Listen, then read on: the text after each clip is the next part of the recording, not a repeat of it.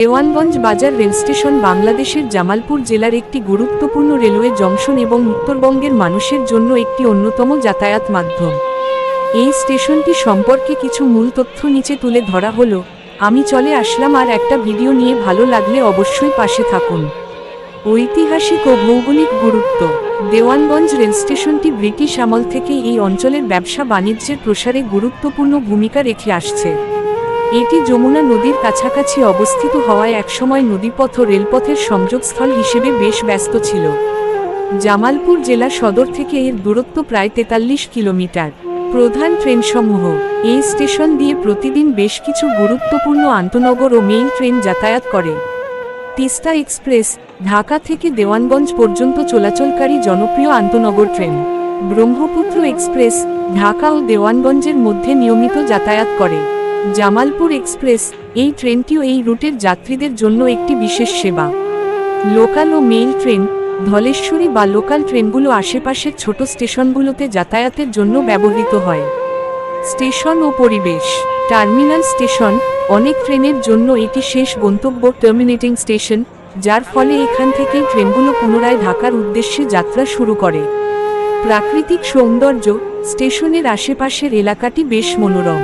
বিশেষ করে বর্ষাকালে যমুনার কাছাকাছি হওয়ায় এখানকার প্রাকৃতিক দৃশ্য পর্যটকদের আকর্ষণ করে। বাণিজ্যিক কেন্দ্র। স্টেশনের পাশেই দেওয়ানগঞ্জ বাজার অবস্থিত, যা এই এলাকার অর্থনীতির প্রাণকেন্দ্র। এখান থেকে পাট, ধান ও অন্যান্য কৃষি পণ্য দেশের বিভিন্ন প্রান্তে পাঠানো হয়।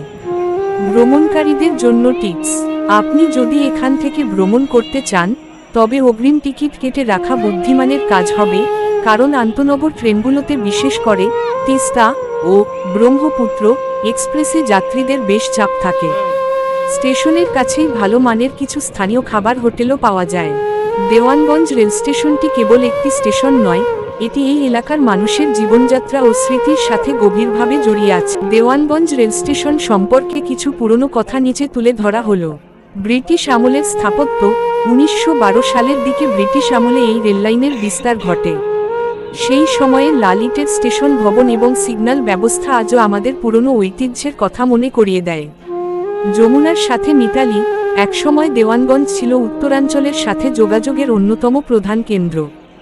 বিশেষ করে তিস্তা ও ব্রহ্মপুত্র নদের কাছাকাছি হওয়ায় এখানকার স্টেশনটি সবসময় সজীব থাকত। মানুষের ভিড় আর কুলিদের হাকডাক ছিল প্রতিদিনের দৃশ্য। ব্যবসায়িক গুরুত্ব। পুরনো দিনে দেওয়ানগঞ্জ এলাকাটি পাটের ব্যবসার জন্য বিখ্যাত ছিল। যমুনা নদীর ঘাট আর রেলস্টেশন মিলিয়ে এই এলাকাটি একটি গুরুত্বপূর্ণ বাণিজ্যিক বন্দরে পরিণত হয়েছিল। মালবাহী ট্রেনগুলো এখান থেকে পাট বোঝাই করে দূর দূরান্তে নিয়ে যেত। বাহাদুরাবাদ ঘাটের স্মৃতি। দেওয়ানগঞ্জের কথা বললে বাহাদুরাবাদ ঘাটের কথা চলে আসে।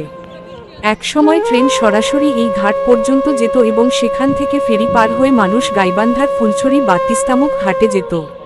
সেই পুরনো স্টিমার আর ট্রেনের মেলবন্ধন এখন কেবলই ইতিহাস। আড্ডা আর ফেরিওয়ালার ডাক। পুরনো সময়ে স্টেশনের প্ল্যাটফর্মে ঝালমুড়ি আর চা বিস্কুট নিয়ে ফেরিওয়ালাদের হাকডাক এবং মানুষের লম্বা সময় ধরে ট্রেনের জন্য অপেক্ষা করার মাঝেও একটা আলাদা প্রশান্তি ছিল।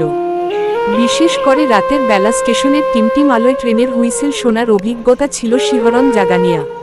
এখন স্টেশনের আধুনিকায়ন হলেও সেই পুরনো দিনের জৌলুস এবং স্মৃতির কথা এলাকার বয়স্ক মানুষদের মুখে আজও শোনা যায়।